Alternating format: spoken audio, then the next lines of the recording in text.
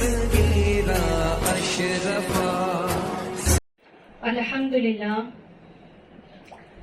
اللہ تبارک و تعالیٰ کا احسان و کرم ہے، ایک مقدس محفل میں پھر سے ہمیں جمع ہونے کی اس نے سعادت عطا فرمائی.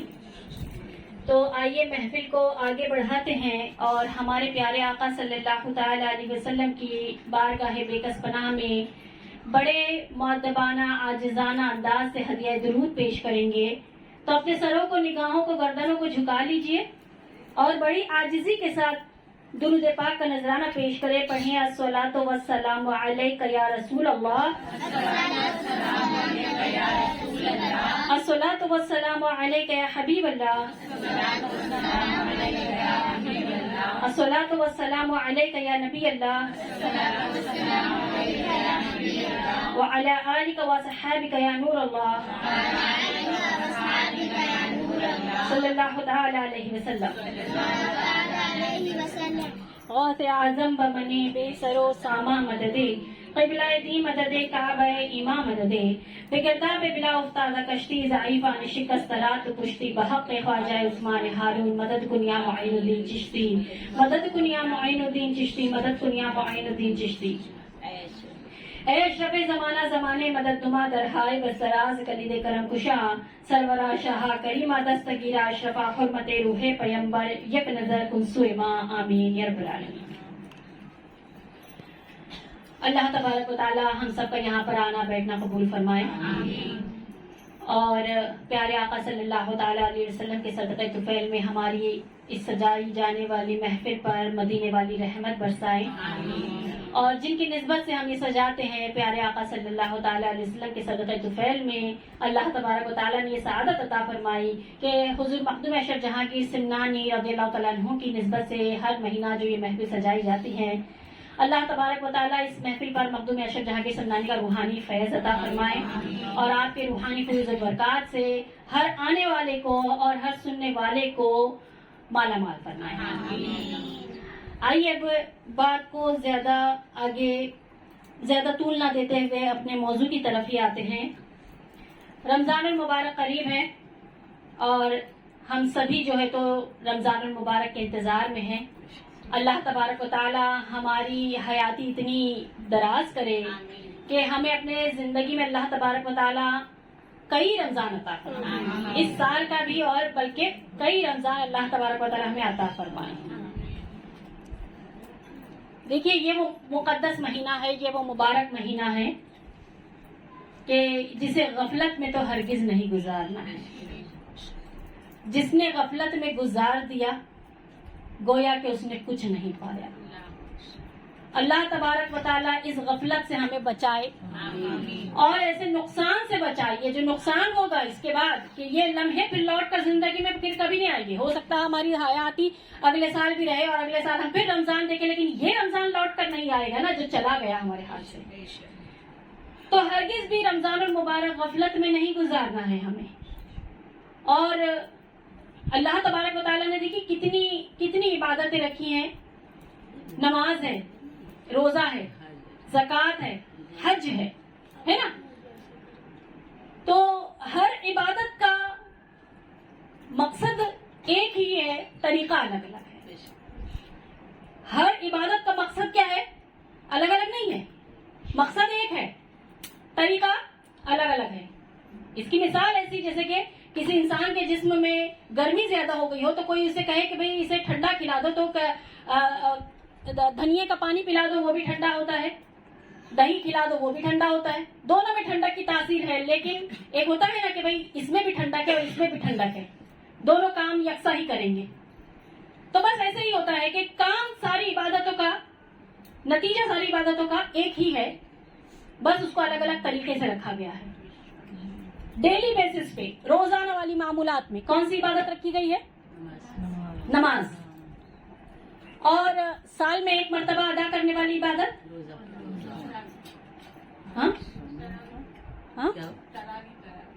سال میں ایک مرتبہ حج. حج پورے سال نہیں ہو سکتا نا، ہے نا، حج ہے. اور مہینے میں پورے سال میں ایک ہی مہینہ جو کر سکتے ہیں وہ رمضان المبارک کے فرض روزے. باقی رکھ سکتے ہیں لیکن وہ سارے نفلی ہوگی. تو ہر عبادت کا مقصد ایک ہی ہے, سب کا نتیجہ ایک ہی ہے. وہ کیا ہے؟ اللہ کی رضا حاصل کرنا. بے شک اللہ کی رضا حاصل کرنا. اور اس سے بڑھ کر کیا ہو سکتا ہے کوئی اس سے بڑھ کر بات؟ تقویٰ کرنا. تقوی والے کو ہی جو ہے تو اللہ تبارک و تعالیٰ کی رضا عطا ہوتی ہے. بے شک ایک ہے اللہ والوں کی سوچ جو بہت اونچی جاتی ہے. مجھے میرے مولا مجھے تجھ سے تو ہی چاہیے. سمجھ میں کیا بات آئی؟ مجھے کیا چاہیے اللہ؟ تجھ سے تو ہی چاہیے. اور جس کو وہ چاہنے کی آرزو ہو گئی, جس کو رب کو پانے کی آرزو جس کے دل میں آ گئی, پھر اس کے دل سے ساری باقی تمام آرزویں نکل جاتی ہیں. تو نماز کا مقصد بھی کیا ہے؟ رب کو پانا. زکوٰۃ کا مقصد بھی رب کو پانا. روزوں کا مقصد بھی رب کو پانا. حج کا مقصد بھی رب کو پانا. ذکر الہی کرتے رہنا. اور ذکر الہی کا تو رب تعالیٰ نے کیا ہی خوب فرمایا ہے نا ذکر الہی کے بارے میں, فَاذْكُرُونِي أَذْكُرْكُمْ. تم میرا ذکر کرو میں تمہارا چرچا کروں گا. تم میری یاد کرو میں تمہیں یاد کروں گا. ہے نا؟ تو کہنے کا مقصد کیا ہے؟ ہمیں ہر عبادت کے ذریعے کیا کرنا ہے؟ ایک ہوتا ہے کہ کام کے ذریعے سیلری پانا, اور ایک ہوتا ہے کام کے ذریعے ڈائریکٹ باس کو منانا. اتنا اچھا کام کرنا کہ میرا مالک مجھ سے راضی ہو جائے, میرا مالک مان جائے, بلکہ میرا مالک مجھے اپنا لے. ہے نا؟ تو کس قسم کا روزہ رکھنا ہوگا اس کے لیے؟ رب کو پانے کے لیے کون سا روزہ رکھنا ہوگا؟ تقویٰ پرہیزگاری والا, تقوی والا روزہ. ایک تو وہی ہے نا کہ کھانا پینا اور جماع سے دور رہنا, ہے نا, کھانے پینے سے دور رہنا اور جماع سے دور رہنا ایک مخصوص وقت تک, صبح صادق سے لے کے غروب آفتاب تک. یہ روزے کا ایکچولی ڈیفینیشن ہے, تعریف ہے روزے کی. تعریف کیا ہے؟ کہ صبح صادق سے لے کے غروب آفتاب تک کھانے پینے اور جماع سے دور رہنا. تو اللہ تبارک و تعالیٰ کا مقصد یہی ہے کہ میرا بندہ میرا قرب حاصل کرے, میرے قریب آئے. کوئی ایک پل میں پاتا نہیں ہے. دیکھیے مجھے اگر کسی پوائنٹ پر پہنچنا ہے تو میں چلتی رہوں گی. اس پوائنٹ تک پہنچنے میں بھلے ہی میں اپنی زندگی میں پہنچ پائی یا اس پوائنٹ کو پایا نہیں پایا, لیکن میں اس سے قریب ہوئی یا نہیں ہوئی کیونکہ میں چلتی تھی. سمجھ آئے گا؟ آ رہی ہے سمجھ میں؟ میری محنت رائے گا نہیں گئی, میں نے وہ پایا نہ پایا, لیکن میں چلتی رہی تو اس کا اور میرا فاصلہ تو کم ہوا یا نہیں ہوا, کیونکہ میں نے زندگی میں چلنا نہیں چھوڑا. تو بس یہی ہے کہ رب کو راضی کرنا ہے تو پھر اس کے بتائے ہوئے طریقے پر چلتے رہنا ہے. ہم نے رب کو کتنا پایا کتنا نہیں پایا, کتنا فاصلہ اس زندگی میں اس کا اور ہمارے بیچ کا کم ہو گیا, کون جانے. تو چاہیے کیا ہمیں؟ میرے مولا تجھ ہی کو مانگنا. تجھ سے ہم کیا مانگے؟ تجھے. تو اللہ والوں نے دیکھیں یہی دعا مانگی ہے, اللہ انی اسألک منک. اللہ میں تجھ ہی کو مانگتا ہوں. میں تجھ سے کیا مانگتا ہوں؟ تجھ ہی کو مانگتا ہوں. مجھے تجھ سے کیا چاہیے؟ کچھ نہیں, تو ہی چاہیے. کہ ایک بادشاہ نے ایک دربار جمع کیا تھا نا, اور بہت ساری نعمتیں اس میں رکھی تھی, بہت ساری. کہیں پر ہیرے جواہرات تھے, کہیں پر سونا چاندی تھا, الگ الگ قسم کی نعمتیں رکھی تھی. اور ایک جگہ بادشاہ خود بیٹھا تھا اور کہا کہ آج عام ہے تمام نعمتیں, جس کو جو چاہیے وہ آ کر لے لے, جس نے جس پر ہاتھ رکھ لیا اس کو وہ چیز دے دی جائے گی. تو لوگ ٹوٹ پڑے اور جس کو جو چاہیے تھا, کسی نے سونا اٹھا لیا, کسی نے چاندی اٹھا لیا, کسی نے ہیرے جواہرات اٹھا لیے. اس میں سے ایک شخص یا غالباً ایک عورت تھی, وہ آ کر اس نے بادشاہ کے کندھے پر ہاتھ رکھا. بادشاہ نے کہا تجھے کچھ نہیں چاہیے کیا؟ تو اس نے کہا میں نے جس پر ہاتھ رکھا مجھے وہ چاہیے. آپ ہی نے کہا تھا کہ جس پر ہاتھ رکھو گے وہ چیز ملے گی, تو مجھے آپ سے یہ نہیں, آپ سے آپ چاہیے. اب بادشاہ جب ہو گیا تو پھر ان چیزوں کی کیا قیمت؟ پھر وہ بھی تو اسی کی ہو گئی نا, ہے یا نہیں؟ تو عقل مندی دانائی اسی میں ہے کہ رب کو چاہیے، رب کو پانے کی خواہش رکھے. کل میں نے ایک ویڈیو بنا کر ڈالی تھی، اگر کسی نے سنی ہوگی، وہ سنے تھے تو اس میں یہی ہے نا کہ جو رب کو پانے کی جس کے من میں اچھا ہی نہ ہو اس کا دل بیمار بھی ہے، کیونکہ دل اللہ نے اپنے سے لگانے کے لیے بنایا ہے نا. جیسے پیر چلنے کے لیے، ہاتھ کام کرنے کے لیے، آنکھیں دیکھنے کے لیے، تو دل اللہ سے لگانے کے لیے بنایا ہے. اب جس کا دل اللہ سے لگتا نہیں تو اس کا دل کیا ہے؟ بیمار دل ہے. اور مثال بھی دیکھیے بڑی بہترین دی گئی تھی کہ کسی کی طبیعت ایسی ہو کہ اس کی مزاج میں، اب وہ بیان کسی نے سنا ہوگا تو آپ کو ریپیٹڈ لگتا ہوگا بہرحال، لیکن ابھی سارے جمع ہے تو میں ایک بار پھر سے وہ دوہرا دوں مختصر سا، کہ اگر کسی کے دل میں یہ خواہش ہو کہ مجھے روٹی نہیں چاہیے، مجھے مٹی پسند آتی ہے، روٹی نہیں مجھے مٹی چاہیے، اناج نہیں چاہیے، میرا پیٹ مٹی، تو اس کا علاج کیا جائے گا یا مٹی کھلائی جائے گی؟ اور اگر مٹی کھا لیا، اناج کی رغبت اس کے دل میں نہیں ڈالی گئی تو کیا ہوگا؟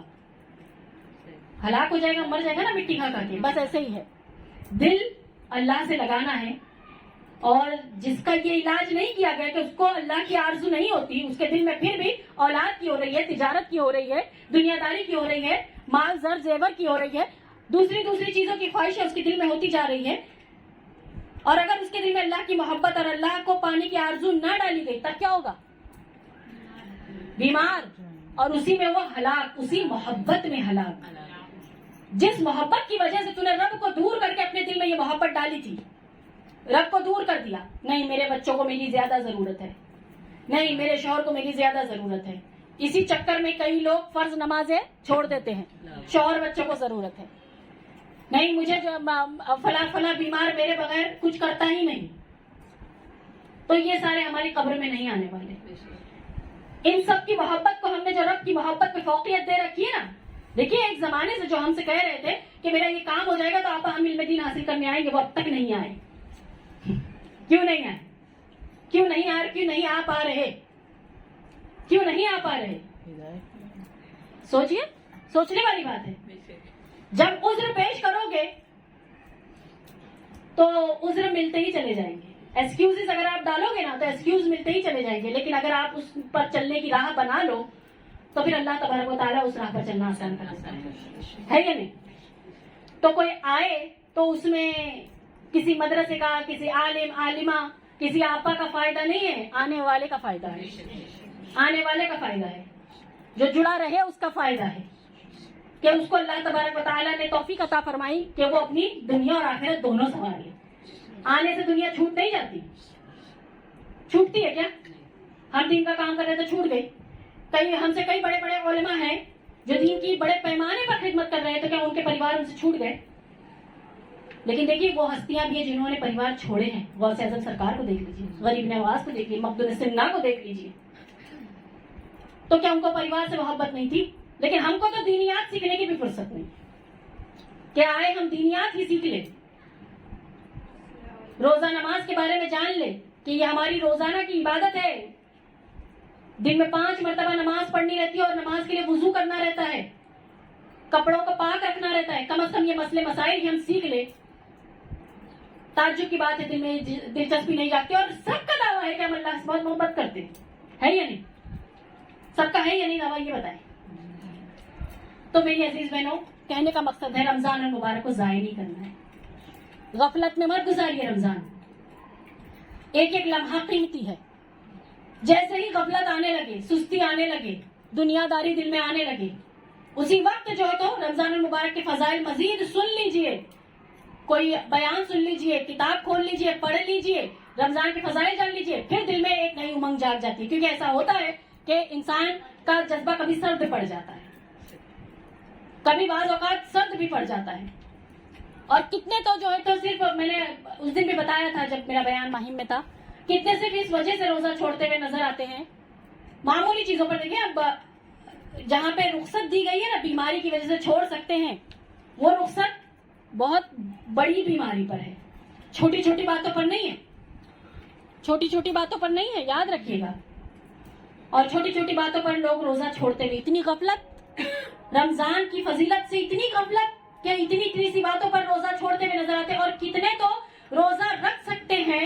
لیکن صرف جو تو زیادہ کام یا پھر زیادہ بھاگ دوڑ اور زیادہ محنت مشقت کی وجہ سے وہ روزہ نہیں رکھ پاتے ہیں، تو یہ تو اپنے ہاتھ میں ہے کہ ہم خود ہی کم کر سکتے ہیں نا بھائی.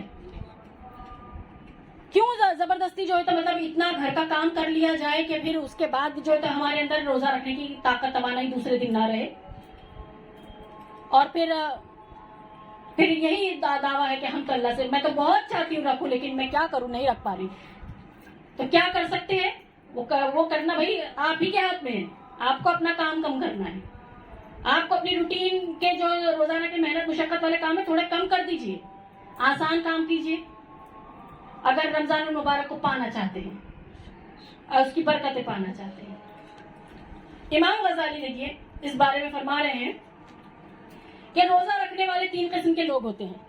ایک وہ ہوتے ہیں جنہوں نے روزہ کون سا رکھا کہ وہ کھانا پینا اس سے بچے رہیں اور ہم بستری جماع سے وہ بچے رہیں اس لمیٹڈ ٹائم پیریڈ تک جو شریعت نے بتایا ہے. ہاں یہ ہے عام لوگوں کا روزہ. کس کا ہے؟ عام لوگوں کا. اور پھر خاص اور پھر خواص الخاص. ٹھیک ہے، عام لوگوں کا روزہ یہ تو ہم سب رکھ رہے ہیں. ایک اسٹیپ اوپر جانا چاہتے ہیں یا نہیں چاہتے یہ بتائیں. جانا ہے انشاءاللہ. سیکنڈ لیول پر آنے کے لیے کیا کرنا ہوگا؟ جو تعلیمات صوفیہ اکرام نے دی ہے اس پر عمل کیجیے انشاءاللہ تعالی. سیکنڈ لیول پر ہم اپنے آپ آ جائیں. بتائیں نا، آپ کو دلچسپی سے سنیں گے. اور تیسرا لیول خواص الخاص، وہ پہلے بتا دوں. وہ خاص لوگوں کا روزہ جو اپنے ظاہر اور باطن سے رکھتے ہیں. ظاہر میں ان چیزوں سے رکے رہنا. کون سی چیزیں؟ کھانا پینا اور جماع سے رکے رہنا، یہ روزہ ظاہر کا. اور ساتھ ہی آنکھ کسی چیز میں ملوث نہ ہو. آنکھ بس دیکھے تو کون سی چیز دیکھے؟ اچھی ہی چیز کو دیکھے. کان اچھا ہی کلام سنے، زبان اچھا ہی کلام بولے، ہاتھ اچھا ہی کام کرے، نیک ہی کام کرے، لیکن اس سے بڑھ کر دل کسی اور کی طرف نہ لگے، میرے مولا کی طرف. کیونکہ دل ہی ہوتا ہے جو کبھی زیرو پہ نہیں آتا. دل دماغ آتا ہے زیرو پہ، دل دماغ کبھی زیرو، اس میں ہمیشہ سونے تک چلتا رہتا ہے. کچھ ٹینشن نہیں ہے تو کم از کم کل کے پکانے کی ٹینشن ہو جاتی ہے. کچھ نہیں تو یہی ہو جاتی، نارمل بات ہے نا. جن کے پاس ٹینشن ہے ان کے پاس تو بہت ہے سوچنے کے لیے، جن کے پاس نہیں ہے کچھ نہیں ہے تو پھر یہی ہے کیونکہ عورتیں ہیں. عورتوں کا ایک معمول ہوتا ہے. دل دماغ زیرو پہ نہیں آتا. لیکن خواص الخواص کا روزہ وہ ہے کہ جن کا دل رب کی یاد کی طرف سے ہٹتا ہے. یہ خاص لوگوں کا روزہ. تو اس لیول پہ اپنا دل کب لائیں گے؟ Third level. یہ اولیاء اللہ کا روزہ ہے، یہ انبیاء کا روزہ ہے. سمجھ میں آ رہی بات؟ اولیاء اللہ کا اور انبیاء کا. مڈل لیول پہ تو آ سکتے ہیں نا انشاءاللہ. بھی جو لوگ بتائیں گے انشاءاللہ. مڈل لیول یہ ہے کہ جیسے آپ کھانے پینے کی طرف ہاتھ بڑھا دیا، منہ میں ڈالنے لگے تو آپ کو یاد آیا کہ اگر ڈال دوں گی تو کیا ہو جائے گا؟ ٹوٹ جائے گا. ڈال دوں گی تو ٹوٹ جائے گا. تو یہی تو پریکٹس ہے نا کہ نہیں ڈالنا ہے، یاد رکھنا ہے، روزہ ہے نا. تو اگر کھا لیا تو ٹوٹ جائے گا. تو بس ایسے ہی جھوٹ بولنے ہی لگی تھی کہ معلوم اب زبان کا ٹوٹ جائے گا. یہاں یہ تصور کرنا ہے کہ اگر میں نے بول دیا تو زبان کا روزہ ٹوٹ جائے گا.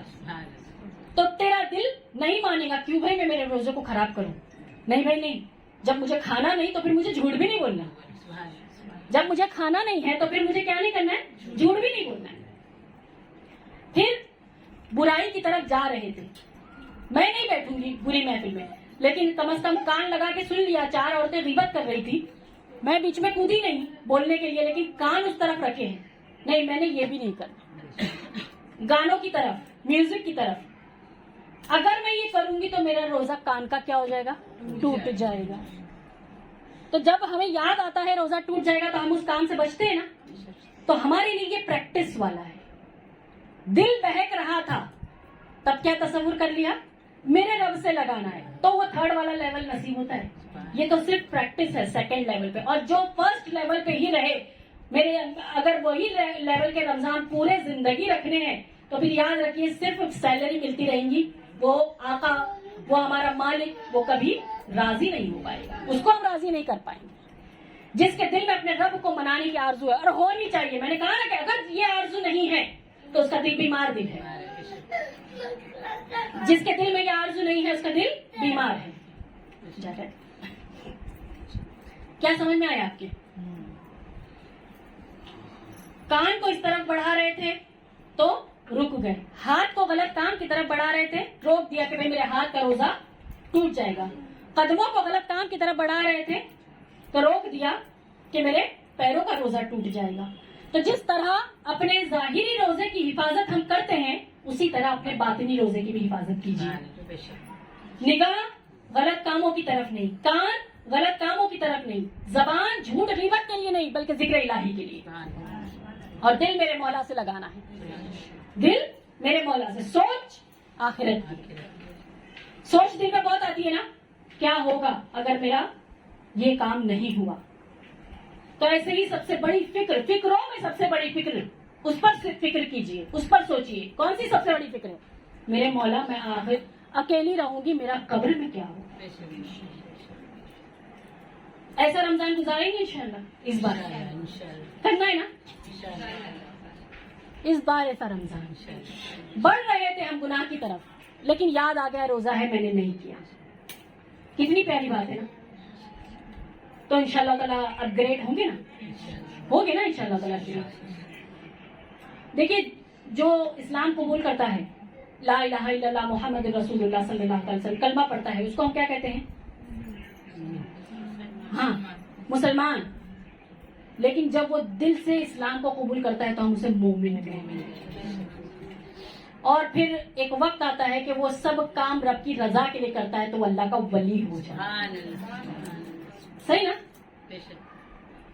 ابھی میں سمجھتی ہوں ہم لوگ کون سے لیول پہ ہیں, مسلم ہیں, مومن ہیں, ولی کی بات تو آگے کی بول رہا ہے. کیا ہے؟ صرف مسلم ہے نا, مومن بھی ابھی نہیں بنے. مومن تو بنے, اللہ مومن والی حالت میں موت چاہیے تو ہم اس کی دعا کرتے ہیں نا, اللہ ایمان والی موت. آمنت باللہ کہتے ہیں نا. دیکھیے 5ویں کلمے میں آتا ہے اسلمت و آمنت و اقول لا الہ الا اللہ محمد. اسلمت اسلام لائی میں, آمنت ایمان لائی میں. دیکھو دونوں چیز الگ الگ بیان کی گئی. اسلمت یعنی اسلام لانا اور آمنت یعنی ایمان لانا. اللہ اسلام پہ خاتمہ نصیب فرما, یہ نہیں دعا مانتے. ہم کیا مانتے ہیں؟ ایمان پہ خاتمہ نصیب فرما. ایمان کے خاتمے کے لیے اپنے ایمان کو اپ گریڈ کرنا ضروری ہے. سمجھ میں آ رہی بات؟ کرنا ہے یا نہیں؟ اپ گریڈ کرنا ہے. ہم اسلام والے لیول پہ, ایمان والے لیول پہ جانا ہے, ایمان والے لیول پہ انشاءاللہ تعالیٰ. تو جیسے ہمیں فکر ہوتی ہے نا کہ یہ میرے بورڈز کے ایگزام ہیں اور یہ ایک ایک لمحہ میرا قیمتی ہے, میرے پیپر خراب نہیں جانے چاہیے, پورے 10 سال کی محنت ہے یا پورے 15 سال کی محنت ہے, مجھے کسی بھی طرح سے اسے پار کرنا ہے. تو ایسی فکر ایک دل دماغ پر طاری رکھیے کہ میرا ایک ایک لمحہ قیمتی ہے, محض 30 دن ملے ہیں مجھے رب کو راضی کرنے کے لیے. یا میرے مولا فجر کے وقت میں, اس وقت جو ہے تو رب سے رو رو کے دعائیں مانگی نہیں, پھر جو ہے تو ظہر کا وقت آ گیا, اب پھر مصلی پر بیٹھ جاؤں گی, کوئی بات نہیں, فجر میں کچھ باقی رہ گئی تھی کسر, اب ظہر میں پوری کروں گی. یا اللہ پتہ نہیں ظہر قبول ہوئی یا نہیں ہوئی, پھر عصر میں اتنا ہی جذبہ لے آئیے. اور پھر یہاں تک کہ افطار کے وقت سبحان اللہ دعائیں.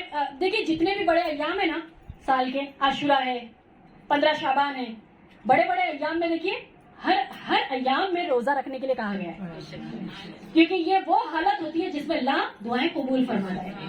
روزے کی حالت وہ حالت ہوتی ہے جس میں اللہ کیا قبول فرماتا ہے؟ دعائیں قبول فرماتا ہے. کیونکہ انسان جب بھوکا, دیکھیے بھوک میں نا انسان بڑی شدت سے کوئی بھی چیز مانگتا ہے, لیکن کیا ہوتا ہے ہم لوگ اتنا سحری میں کھائے ہوتے ہیں کہ شام تک بھوک کا احساس نہیں ہوتا, اور پھر رات میں اتنا کھائے ہوتے ہیں کہ صبح تک پیٹ بھرا ہوتا ہے. اور روزے کا مقصد کیا ہے؟ اپنی خواہش کو توڑنا. روزے کا مقصد کیا ہے؟ خواہش کو توڑنا. لیکن اولیاء اللہ فرماتے ہیں اگر تو نے بھرپیٹ 2 وقت کا 1 وقت میں ہی کھا لیا, حالانکہ تو گنہگار نہیں ہوگا. سمجھ میں آ رہی بات؟ صبح سے تو بھوکا ہے, 2 وقت کا اگر تو نے ایک وقت میں اتنا کوانٹٹی کھا لیا, اتنی مقدار کھا لی تو تیرا روزہ قبول ہوا, لیکن تجھے روزے کی روح نصیب نہیں ہوگی. پیٹ کو تھوڑا خالی رکھیے رمضان میں, پیٹ کو رمضان میں تھوڑا خالی رکھیے. بھلے ہی اچھی اچھی چیزیں بنائیے, لیکن یہی تو کنٹرول کہ دیکھنا ہے رب تعالیٰ, دیکھتا ہے رب تعالیٰ کہ میرے بندے اپنے نفس پر کتنا قابو پا سکتے ہیں. ایک ہو گئی چیز, 2 ہو گئی چیز, اب نفس پہ قابو اپنے میرا ہاتھ آگے نہ بڑھے بھائی. بس اتنی طاقت قوت آ گئی ہے کہ میں عشاء پڑھ لوں گی, اتنی طاقت قوت آ گئی ہے کہ 20 رکعت میں کھڑے رہ کے انشاءاللہ تعالیٰ پڑھ لوں گی, اتنا کافی ہے. پھر اس کے بعد جو ہے تو کچھ لقمے لے لیے جائیں سوتے وقت, مختصر سی سحری کی جائے. تو اس طریقے سے گزاریں گے نا تو رمضان کا ایک لطف ملتا ہے. ورنہ پھر وہ جو مطلب اتنا بھرا پیٹ ہوتا ہے کہ عام دنوں سے زیادہ رمضان میں ہم لوگ کھا لیتے ہیں. دیکھ لیجئے, جتنا ہم لوگ ناشتہ کرتے ہیں نا اس سے زیادہ ہی سحری کرتے ہیں. اور پھر 2 وقت کے کھانے کا حساب اگر لگا لیا جائے تو افطاری اس سے زیادہ ہی کرتے ہیں. یہ نہیں چاہیے ہم لوگوں کو. اس مرتبہ ہمیں اپ گریڈ کرنا ہے انشاءاللہ. بنائیے, سب چیز بنائیے, لیکن بتائیے میرے رب میں کنٹرول تیری خاطر کر سکتی.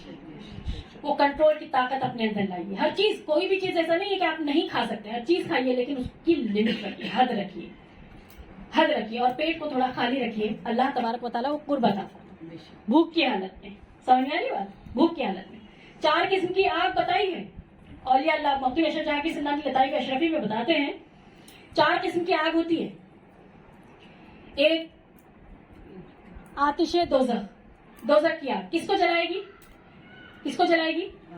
دوزخیوں کو, جہنمیوں کو. پھر پیٹ کی آگ کس کو جلائے گی؟ جو کھانا کھایا ہے اس کو ہضم کرنے میں گرمی کی ضرورت ہوتی ہے. وہ پیٹ کی آگ کھانے کو ڈائجسٹ کرتی ہے. پتا ہے آپ کو پیٹ میں حرارت ہونا ضروری ہے, وہ کھانے کو کیا کرتا ہے, ڈائجسٹ. تو ایک ہوتی ہے معدے کی, پیٹ کی آگ, ایک ہوتی ہے جہنم کی آگ, ایک ہوتی ہے وہ آگ جس پر ہم کھانا بناتے ہیں. وہ پکتے رہی تو پھر بہت دوسری چیز, مطلب وہ جلا بھی سکتی ہے نا, جس چیز کو پکا رہی ہے اس چیز کو جلا بھی سکتی ہے. اور ایک ہوتی ہے فائنلی محبت کی آگ, جو کہاں لگتی ہے, دل میں. اب جس سے محبت ہے دل اسی کے لیے روتا ہے, باقی غیر کو ہٹا دیتا ہے اور اس کے لیے روتا ہے. میرا بیٹا اچھا ہو جائے, میرا بیٹا, مجھے کسی سے نہیں غرض, میرے مولا میرا بیٹا اچھا ہو جائے, میری بیٹی کا ایسا ہو جائے, میری بیٹی کا اچھا ہو جائے, مجھے کسی سے, جس سے محبت کرتا ہے اس کے لیے روتا ہے. تو دل کس سے لگانا ہے, میں نے کیا بتایا تھا, رب سے. جب اس سے لگا لیتے ہیں تو اس کے لیے روتا ہے, تو باقی سب چیزوں کو ہٹا دیتا ہے. تو الٹیمیٹلی دنیا داری ہٹ جاتی ہے اور دل رب سے لگ جاتا ہے یا نہیں بات؟ تو کس کے لیے رونا ہے؟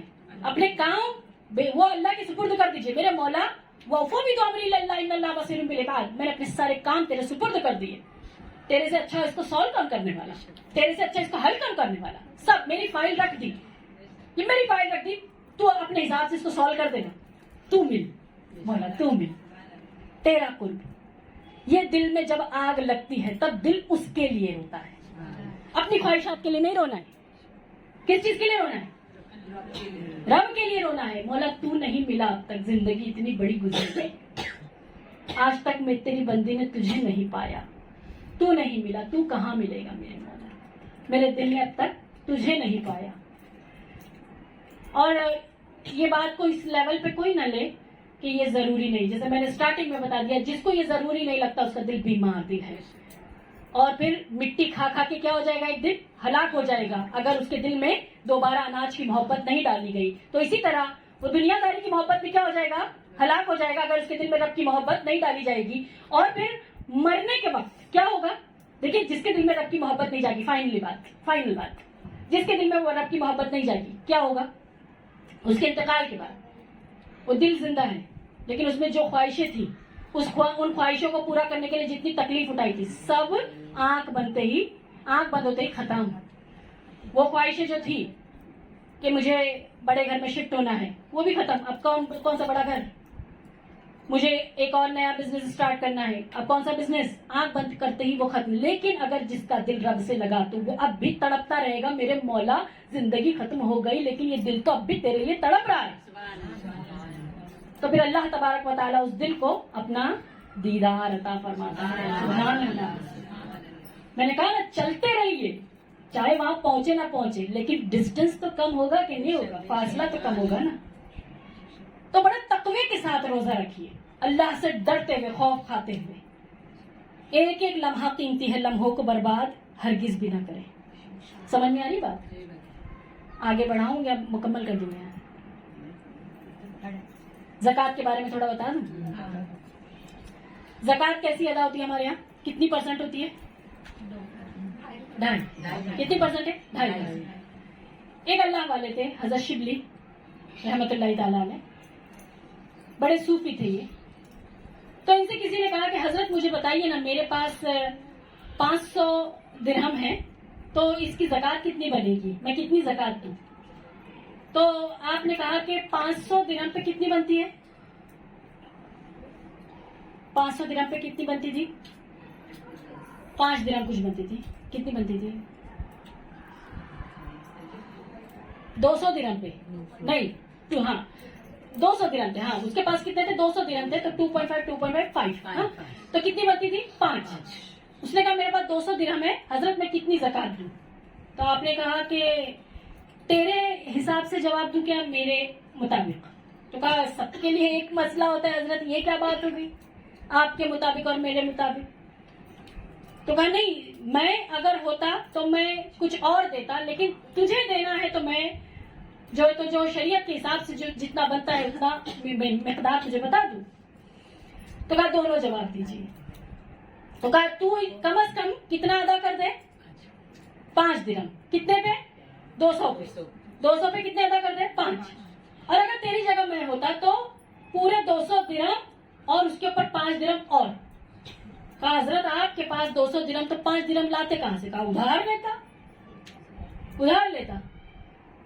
تو کہا لیکن یہ کون سی فقہ میں ہے؟ امام اعظم ابو حنیفہ کی فقہ ہے کہ امام شافعی کی ہے کہ امام مالک کی ہے یا امام حنبل کی ہے؟ کون سی فقہ میں ہے؟ تو کہا اس کے امام حضرت ابو بکر صدیق, جنہوں نے رب کی راہ میں 2.5-5 کیلکولیشن سے نہیں دیا, سارا دیا. اور جواب جب پوچھا گیا اے ابو بکر کتنا لائے ہو, کیا چھوڑ آئے ہو؟ یا رسول اللہ سب کچھ لایا ہوں, گھر پر اللہ اور اللہ کے رسول کو چھوڑایا. تو ہم ان کے طریقے پر چلنے والے لوگ ہیں. سبحان اللہ. تو اب تو سب کو بھاری پڑ جائے گا, اتنی تو بولے ہم سے نہیں ہوئی. اس میں اپ گریڈ کہاں ہو سکتے؟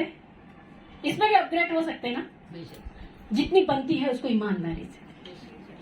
صحیح نا, جتنی بنتی ہے اس کو ایمانداری سے نکالیے, کیلکولیشن میں گھپلا نہیں, اس سے بلکہ کچھ اوپر کچھ زیادہ انشاءاللہ تعالی. انبیاء کرام کی زکوٰۃ بتاؤں کیا ہے؟ انبیاء کرام کے پاس تو اتنا مال ہوتا ہی نہیں کہ سال بھر رکھتے اور دیتے ہے نا. لیکن انبیاء کرام کی زکوٰۃ یہ ہے کہ انہوں نے زندگی بھر جو مخلوق کی خدمت کی ہے, علم کی دولت بانٹی ہے, یہ ان کی زکوٰۃ. اس دولت کو بانٹنے کے لیے, اس تبلیغ کو کرنے کے لیے, اس رب کے پیغام کو پہنچانے کے لیے انہوں نے کتنی تکلیفیں اٹھائی ہے, یہ ان کی زکوٰۃ. سبحان اللہ کہہ دیجیے بھائی. ایک ایک نبی کی تکلیف سنیے نا, کیسی کیسی تکالیف ہے, پتہ ہے نا واقعات. تو ایک ایک انبیاء کی دیکھیے, ایک ایک نبی کی کیسی کیسی تکلیف رہی ہے. خود ہمارے آقا صلی اللہ علیہ وسلم نے بے انتہا تکالیف برداشت کی, یہ ان کی زکوٰۃ. اولیاء اللہ کی زکوٰۃ کیا کہ وہ بندوں کو راہ راست پر لاتے ہیں, اپنی نگاہوں سے, اپنی روحانیت سے, اپنے سینے کے فیض سے. سبحان اللہ. یہ اولیاء اللہ کی. علماء کی کہ وہ اپنے پاس سوال کرنے آنے, جو سوال لے کر آتے ہیں ان لوگوں کو شریعت کا صحیح مسئلہ اس کا حل بتاتے ہیں, اس کا فتویٰ بتاتے ہیں, فقہی مسئلے ان کے حل کرتے ہیں. یہ ان کی زکوٰۃ. ہم اتنی سب نہیں دے سکتے, تو اتنی تو دے دے جو ہم پر بنتی ہے, اس کو ایمانداری سے وتھ پرفیکٹ کیلکولیشن ہے نا انشاءاللہ تعالی. اور پھر اس سے بڑھ کر بھی کچھ, اس سے بڑھ کر بھی کچھ. جتنا دیتے ہیں وہ ختم نہیں ہوتا, بلکہ کیا ہوتا ہے, بڑھتا ہے. نعمتیں بانٹنے سے بڑھتی ہے. جو بھی اللہ نے نعمت دی ہے اس کو اپنی عقل, بہت سارے انٹیلیجنٹ ہوتے ہیں لیکن اپنی عقل صرف اپنے گھر خاندان میں لگاتے ہیں. اگر یہی عقل دین کے کام میں لگاتے تو قوم و ملت کا فائدہ ہوتا ہے نا. بہت انٹیلیجنٹ، بہت جو ہے تو مطلب اسکول کالجز میں فرسٹ آنے والے، لیکن ان لوگوں کو دیکھیے شریعت کے معاملے میں زیرو ہوتے، کچھ بھی معلوم نہیں ہوتا، کیونکہ کبھی اس طرف جو ہے تو توجہ ہی نہیں دی. تو ان کی عقل دین میں کیا فائدہ دے رہی ہے بتائیے؟ خود ان کو اس کا فائدہ نہیں پہنچ رہا ہے، صرف سوائے اس کے کہ ان کی اچھی سیلری ہو سکتی ہے، ہو سکتا ہے کہ ہوگی، اور کیا اس کے علاوہ کچھ نہیں. آنکھ بند کرتے ہی پورا بینک بیلنس ختم، سب بچے کھا جائیں گے. یہی اپنی عقل، اپنی دانش مندی دین کے کام میں لگاتے تو کہاں سے کہاں پہنچ جاتے. پھر آنکھ بند ہوتے ہی ان ساری چیزوں کا فیضان آتا. ایک اللہ والے ہیں نا، ان کا قول ایسا تھا، میں نے غالباً کہیں پڑھا تھا کہ نیکی کر دریا میں ڈال. تو کہا دریا میں کیوں حضرت، ایسا کیوں کہاوت ہے؟ تو کہا اس لیے کہ کبھی جب دریا میں پھنسے گا تو یہ جتنی ڈالا تھا وہ کشتی بن کر آئے گا. جتنی ڈالی تھی پھر وہ وہی تجھے بچائے گا، کشتی بن کر آئے گا. سبحان اللہ. تو انشاءاللہ تعالیٰ اپنے روزے کی کیا، ہم خود ہی اپنے روزے کی حفاظت کریں، اور جو اپنے روزے کی جتنی حفاظت کر رہا ہوتا ہے، ایکچولی ہمارے بازو میں بیٹھنے والے کو بھی نہیں معلوم کہ یہ کس چیز سے بچنے کی کوشش کر رہا ہے. یہ جھوٹ سے بچنے کی کوشش کر رہا ہے اس لیے یہ وہاں نہیں گئی، یہ غلط چیزوں سے بچنے کی کوشش کر رہی ہے اس لیے اس نے اپنے کانوں کو اس طرف نہیں لگایا، اس لیے دیکھیں یہ صرف اپنا اور اپنے رب کے بیچ کا معاملہ ہوتا ہے. اسی لیے رب تعالیٰ نے فرمایا کہ روزے کی جزا میں خود دوں گا، کیونکہ یہ صرف تیرے اور میرے بیچ کا معاملہ ہے نا، تیرے میرے بیچ کا معاملہ ہے. اسی لیے دل کو نرم کیجیے اور آرزو رکھیے مجھے رب کو پانا ہے. باقی ساری خواہشیں وہ پوری کرتا ہی ہے، ایسا نہیں ہے کہ نہیں ہوتی پوری. ہے کیسا کہ جس نے رب کو پانے کی خواہش رکھی تو پھر اس کو کچھ نہیں ملا، ایسا ہوتا ہے؟ نہیں نا، بہت کچھ ملتا ہے اللہ کی عطا سے، لیکن وہ پانے کی اچھا نہ رکھے، رب کو پانے کی. اور دعویٰ سب کے پاس یہی ہے کہ مجھے اللہ سے محبت ہے. جب ایک شخص نے کہا تھا یا رسول اللہ مجھے آپ سے محبت ہے، تو میرے آقا نے کیا فرمایا تھا؟ پھر تیار ہو جا، مصیبت بلائیں آفات بلیات تیرے پاس کیسے آئے گی؟ جیسے ایک مالا ٹوٹ جاتی ہے اور تیزی سے منکے گرتے ہیں، اس تیزی سے تیرے پاس آفات بلیات آئیں گی. پھر وہ ڈر گئے تو پھر نہیں، وہ کہتے نا یہ عشق نہیں آسا بس اتنا سمجھ لیجئے، ایک آگ کا دریا ہے ڈوب کے جانا ہے. لیکن جیسے ہی آگ کے دریا کے چٹکے لگے تو پھر کس کو عشق کے دریا میں نہیں بہنے گا، نہیں بہنے گا، بس ہو گیا ختم، پورا جذبہ سر. نہیں، اپنا عزم و ارادہ کیجیے. اللہ تبارک و تعالیٰ ہمت عطا فرماتا ہے. ہمت بتانا ہے تو وہاں بتائے، صبر بتانا ہے وہاں بتائے، اخلاق بتانا ہے وہاں بتائے. کریں گے نا انشاءاللہ تعالیٰ. یہ رمضان اس چیز کی پریکٹس کا مہینہ.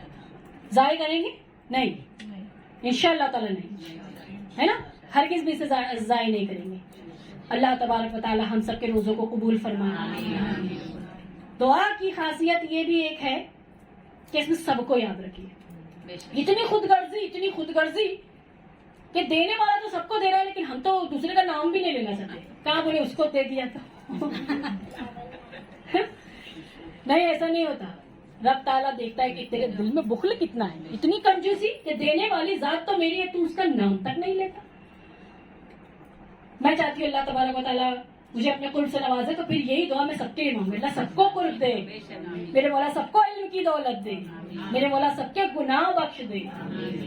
جو بندہ دنیا میں، سن لیجیے بڑی غور سے، مخدوم صاحب فرما رہے ہیں، جو بندہ دنیا میں اپنی مغفرت حاصل کرنے میں کامیاب ہو گیا اور وہ راہ چل رہا ہے، اللہ کے قرب کی راہ چل رہا ہے، مغفرت اللہ کے اسے مل چکی، پھر اللہ تبارک و تعالیٰ اسے وہ ہمت عطا فرماتا ہے جو صدیق اکبر کو تھی.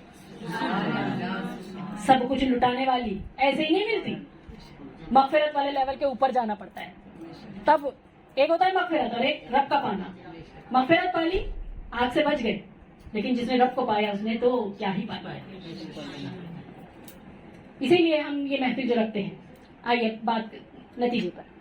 یہ محفل میں نے ہمیشہ سے آپ کو بتایا کون سی محفل ہے؟ خانقاہی میں، جس میں درس بزرگوں کے طریقے پر کیا جاتا ہے، بزرگوں کی تعلیمات اس میں عام کی جاتی ہے. آج جو آپ کو بتایا گیا یہ مخدوم اشرف جہانگیر سمنانی کی کتاب لطائف اشرفی سے اور امام غزالی کی کتاب کیمیائے سعادت سے آپ کو بتایا گیا. یہ بزرگوں کی تعلیم ہے، اور بزرگوں کا طریقہ کیسا، ان کا ٹریٹمنٹ کرنے کا انداز کچھ انداز الگ ہوتا ہے. الٹی ہی چال چلتے ہیں دیوان گانے عشق، آنکھوں کو بند کرتے ہیں دیدار کی. کسی اللہ والے سے کہا جائے کہ مجھے رب کا دیدار کروا دیجیے تو وہ کہیں گے آنکھ بند کر. ارے آنکھ کھولوں گا تو دکھے گا, نہیں آنکھ بند کر تو دکھے گا. یہ الٹی چال ہوتی ہے. ان کے پاس چال کون سی ہوتی ہے؟ الٹی ہوتی ہے کہ بند کر تو دکھے گا, کھول کے نہیں دکھے گا. جیسے ایک شرابی شخص نے کہا نا کہ حضرت مجھے آپ کے پاس بیٹھنا ہے لیکن کوئی بیٹھنے نہیں دیتا مجھے. یہ جو مسجد میں جو لوگ جاتے ہیں نا, یہ کہتے ہیں چل ہم لوگ نمازی ہمارے پاس مت رہا. یہ نمازی لوگ اپنے پاس کھڑے بھی نہیں رہنے دیتے, لیکن میرا دل ہوتا ہے آپ کے پاس آ کے بیٹھوں. نظام الدین اولیاء کا بات ہے. نظام الدین اولیاء نے کہا بیٹھ جائے گا. کہا حضرت میں نشے میں رہتا, کوئی بات نہیں بیٹھنا. اس کو بٹھایا تو اولیاء اللہ کا طریقہ دیکھیے. تو اس سے کہا کہ اچھا لگتا ہے نا بیٹھنے میں. ہاں لیکن حضرت میں نے شراب نہیں چھوڑی, تو ایک کام کرنا, پی آدھی بوتل پیے گا. ہاں آدھی بوتل پی کے آؤں گا کل سے. کتنی پیتا تھا؟ ایک پیتا تھا. ہاں ایک پیتا تھا, آدھی کر دے. تو عالم کیا دیکھے گا؟ آدھی پلا رہے ہیں, اور صوفی کیا سوچ رہا ہے؟ آدھی چھڑا دیا. سمجھ آئے گا صوفی کیا سوچتا ہے؟ لیکن کون سے الفاظ میں کہہ رہا ہے؟ آدھی پی آدھی چھوڑ نہیں. یہ الٹی چال ہوتی ہے. تو ایسا مقصد ہوتا ہے کہ صوفیہ کے در پر دیکھیے غریب نواز کی بارگاہ میں ہر مذہب کا لوگ آتے ہیں کہ آئیں گے تبھی تو پہچانیں گے نا اسلام کیا ہے, آئیں گے تب تو جانیں گے نا اسلام کی خوبی کیا ہے. تو یہ اسلام کی خوبی ہے کہ جو صوفیوں کے طریقے پہ چلتا ہے نا, یاد رکھیے وہ اچھوں کے دل کو موڑنے کی طاقت رکھتا ہے. الحمدللہ. تو ہم لوگوں کا درس یہاں پہ کون سا ہوتا ہے؟ صوفیوں کا انشاءاللہ. سمجھ نہیں آئے گا؟ جو اللہ تبارک و تعالیٰ مخدوم اشرف جہانگیر سمنانی کا روحانی فیض و برکات ہماری محفل پر جاری و ساری فرمائے. یہاں آپ میں سے جتنے بھی آئے ہیں, جس کی جو بھی تکلیف ہے, میری دعا ہے مخدوم اشرف جہانگیر سمنانی کی بارگاہ میں کہ حاجی عبدالرزاق نور العین کے صدقے طفیل میں آپ سب کی پریشانیاں ہوگی اور ضرور دور ہوگی انشاءاللہ تعالیٰ. جب جڑ گئے ہیں تو دور بھی ہو جائے گی انشاءاللہ, ہے نا. دل اپنا پاکیزہ صاف ستھرا رکھے, نیتیں پاک صاف ستھری رکھے, پریشانیاں بھی حل ہوں گی اور رب کو پانے کی خواہش بھی پیدا ہوگی انشاءاللہ. ہاں ہم کو تو یہی چاہیے, رب کو پانے کی خواہش. یہاں پہ بیان آج مکمل کر لیتے انشاءاللہ تعالیٰ. ہم سب جو ہے تو اس محفل کو ہر مہینے جیسا ابھی سجاتے آئے اب تک ہمیشہ سجاتے رہیں گے. اگلے مہینے نہیں رہے گی رمضان المبارک میں, اس کے اگلے مہینے پھر سلسلہ جاری رہے گا انشاءاللہ. اللہ تعالیٰ ہم سب کو کہنے سے زیادہ عمل کی توفیق عطا فرمائے. آمین. اللهم صل وسلم على سيدنا محمد وعلى اله وصحبه وبارك وسلم. صلاة والسلام عليك يا رسول الله صلى الله عليه وسلم.